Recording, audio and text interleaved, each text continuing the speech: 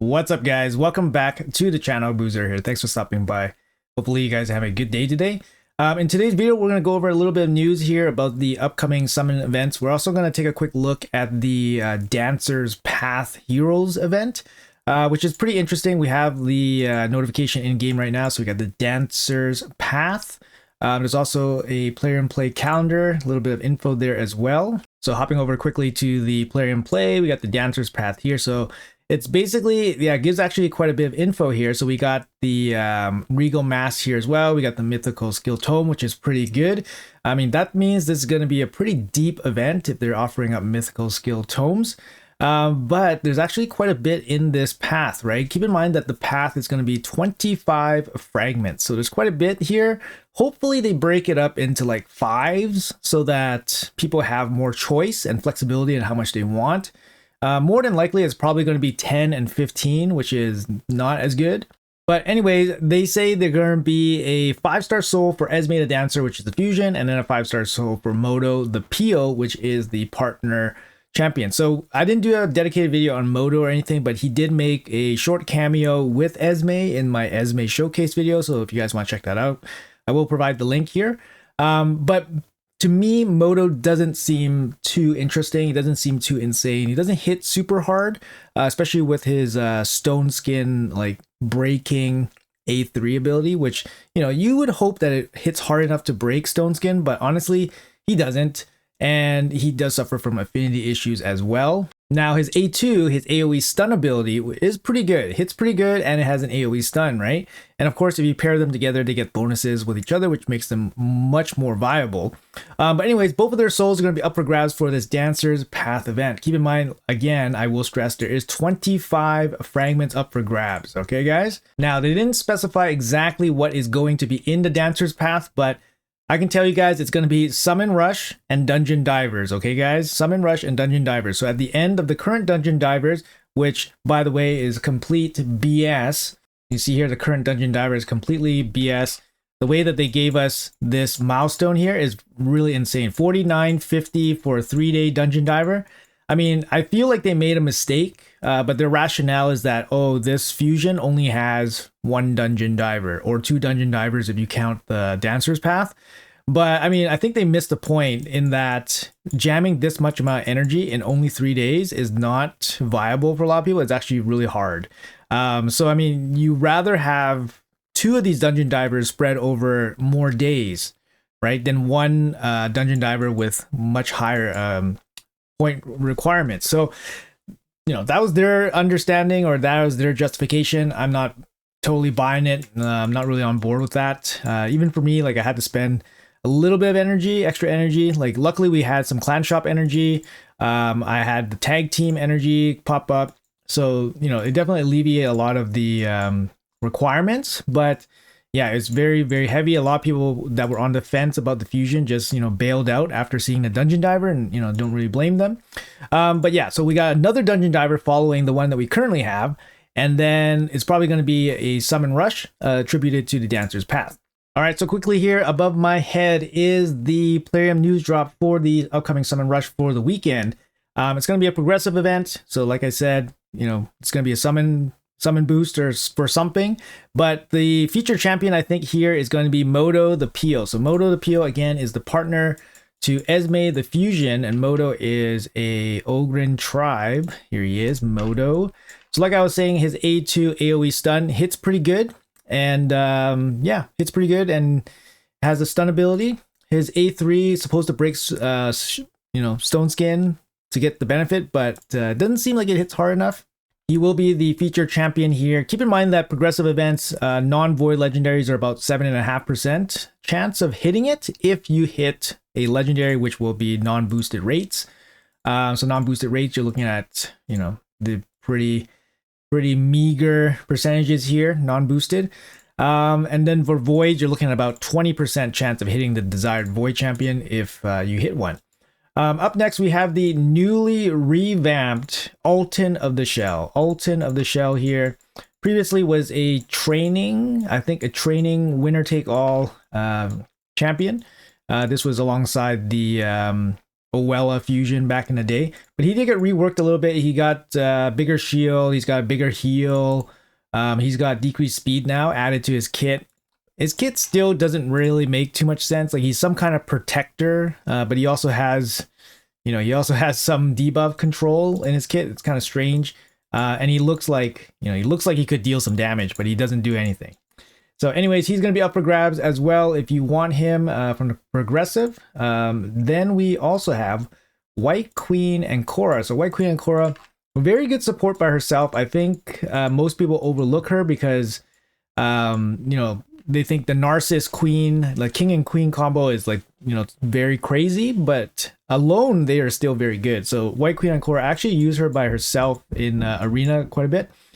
She brings a cleanse, 3-turn cleanse, team cleanse, and this revive is actually really good too. It's a single target revive on a 3-turn, which is reasonable, but the boost it gives is great because it fully resets the cooldown of whoever you revive.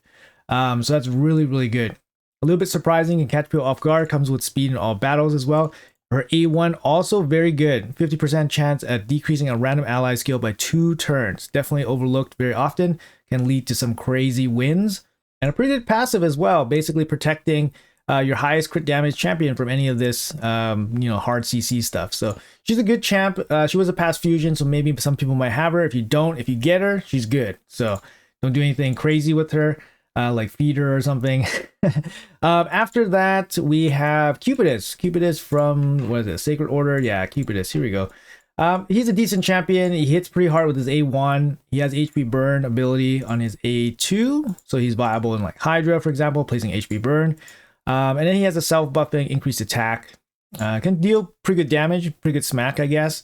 But yeah, I mean, he's mostly known for his A1 plus his passive with Venus. Venus really enables this guy to deal quite a bit of damage. But yeah, he's going to be up for grabs here. Good AoE damage dealer, I guess. Up next, we have Rhodos. Rhodos up for grabs as well. I use this guy quite a lot. I fully invested in this guy, 6-star blessing. I empowered him. I got +1.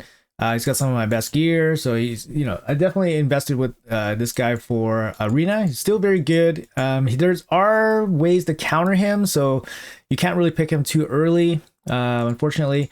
A1 decreased defense. He has a max HP scaling ability on his A2, so he gets stronger and stronger the more he uses this. And then he has the block revive big slam here, 40% damage from books. You don't see this very often, but he just goes crazy with the books. This is a massive hit here. Can block revive if he has enough HP basically gained. And of course, he's well known for his passive. Basically, any hit cannot exceed 50% of his life, so you need multi-hits to kill this guy. Really low base stats, of course, to make up for his passive, but very tanky, like high defense actually, and reasonable attack. Super slow champion. Interesting theme, right? Like a floating ghost, I guess. And then you have Sifi, who's like super fast, which is interesting. But yeah, he's gonna be up for grabs. It's gonna be like a couple pairing, summoning event, right? Progressive event. Let's see here. So we got, rounding out the non-voids, we got Sicia Flametongue. Sicia Flametongue here. She's a demon. I pulled her recently. Very good champion. She brings the AoE, decreased defense, weaken, and HP burn activation all in one ability. Of course, you place the HP burn first, extra turn, boom, and then you pop the activator with the decreased defense and weaken. Pretty cool champion just for that. I mean, you pair the decreased defense and weaken with an AoE HP burn. She can be a very good enabler. She can be a very good damage dealer. She can work in many different areas. Hydra, Spider, just to name a few. So great champion overall.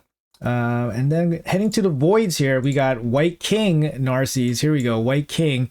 My biggest regret in this game probably is White King Narcissus. Missing him from the guaranteed Void Legendary event from last year, actually, last Valentine's Day event, actually, I think around there. But yeah, I missed out on Narcissus. He was like 110 Void guaranteed Legendary, best Void Legendary that was guaranteed to date. Yeah, him paired with Ancora, incredibly strong. His passive allows him to ignore shield and strengthen, and then his A2 AoE damage here, just massive hit. Ignore 25% of target's defense. And then the extra hit against shield and strengthen is actually just insane. So it basically makes a lot of champions that were strong much less strong, for example, like Duchess and Necrit and stuff.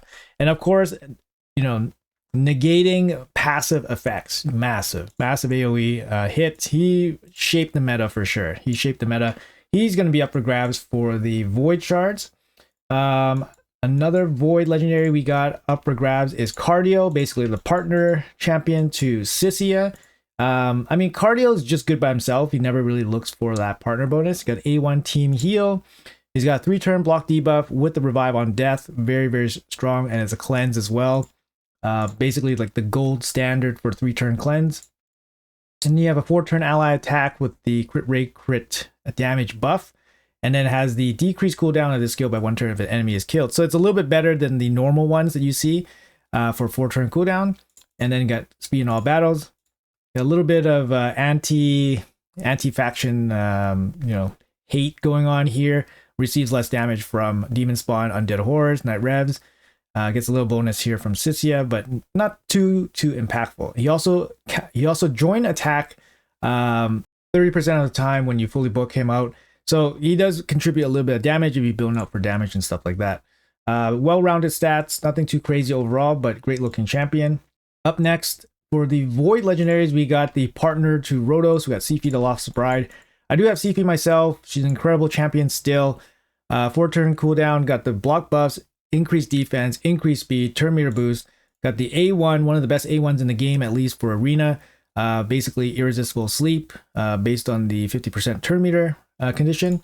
Also brings the single target revive with increased attack, increased crit rate, perfect 55% HP just for Rhodos. And then the passive here, passive kind of gets overlooked sometimes. I think you got a chance to remove freeze and fear right away. And of course, she auto cleanses Rhodos whenever he takes a turn. Big resistance all battles, crazy base stats, crazy base speed. One of the best still in this game. Very highly sought after champion. And then lastly, for the Void legendaries, we got the partner champion to Cubitus, which is going to be Venus. Very good champion still. AoE decreased defense and weaken on a 3-turn cooldown. Very good. And then AoE HP burn. Very, very good as well. And then also her A1 deals poison as well. So you got poison, HP burn, decreased defense, and weaken. Just a boss killing champion. Really kind of weak partner bonus here. She gets an extra ability on a 4-turn cooldown, which is like a strip. Chance of extra turn. It's not really that strong. Like maybe if this was a passive, that would be pretty good. But yeah, she's good all around kit by herself. She doesn't really need Cubitus with her. Great base stats, great base speed overall. And lastly, this event is going to last 3 days. So it's going to be one progressive list of champions for 3 days. Personally speaking, like you got some good champions here, but they're going to be the Void champions. The usual suspects like Sifi are very good. Narcisse, of course. Cardio can be very good for some people as well. But I think Sifi would be the best Void legendary, I think, for most people here. And then, of course, for the non-Void partners, I mean, you could go with Rhodos, you could go with Moto if you want somebody new. And if you're going for the fusion, for example, you might want to, play them together. They could be actually okay. They're definitely better together. But I wouldn't go all out for Moto. I will say that it is interesting that his soul and Esme's soul is up for grabs during this Dancer's Path. So they are up for grabs during the Dancer's Path, which is interesting. This means that potentially we could see something else in the upcoming Titan event after the Esme fusion. So usually how it works is that there's a fusion and then there's a Titan event for their soul if they are a good fusion. That's the thing. I think that is the criteria that Plarium looks for when they decide what to do in the Titan event. So if the fusion is a good fusion and the soul will get enough participation because it's a good fusion, they will put the fusion soul as a Titan event separately. But I think if the fusion is kind of lackluster, they won't do that because obviously there won't be enough participation for the Titan event. Therefore, the Titan event will be kind of a couple weeks wasted. So this is why they put Esme's soul into the Dancer's Path. The interesting thing is that they put Moto's soul in the Dancer's Path as well. Chances are not many people have Moto at this time because there hasn't been a progressive event boost for him. He's very rare brand new champion. Only like a week old, not even, right? And you know, why would people go for their soul? Why would people go for his soul, considering that he's so rare and so few people would probably have him? This makes me think that Moto, there might be a easier way to get Moto potentially in the near future. Perhaps he might be a guaranteed champion for a Titan event. That would be my guess, that the Titan event, now that the Esme soul is taken care of in this Dancer's Path, that the Titan event has, has a chance to be something else of more value. If it's a legendary champion, perhaps they could use Moto as well as the legendary champion. Of course, I'm hoping for something better, but Moto could be useful for some people. He is a decent damage dealer. He brings AoE stuns, and he would be like a more accessible champion that can go through stone skin, right? Like, sure, we had He-Man, but you had to pay for He-Man. So now we have Moto, which would basically be, you know, if he was offered during a Titan event, it would be effectively like a fusion for a stone skin breaking champion. And that could be useful or valuable to a lot of players, perhaps, right? That don't have anybody to do that. So I would be a little suspicious about the 5-star soul being offered here. I'm not sure how many people would go for the Moto 5-star soul. I could see people going for Esme's 5-star soul, considering that people might be going for the fusion, and then they get some more immediate value from her 5-star soul. We'll cover the Dancer's Path as soon as it opens tomorrow. But I would be wary about the Moto soul. I would think that maybe Moto would be offered up pretty soon as some sort of guarantee, perhaps, so that more people can have him. But I do find the timing of this event a little bit weird, and offering his soul here at this point a little bit weird. And it would probably be not very successful for Plarium to offer him at this time, because not many people would have him. But anywho, we'll cover that when it opens tomorrow. Anyways, folks, that's going to be it for me. Thanks for watching as always. Hopefully you guys have a great day. Yeah, best of luck to you guys are pulling and all that. Let me know what you guys are planning to do, and I'll see you guys in the next one.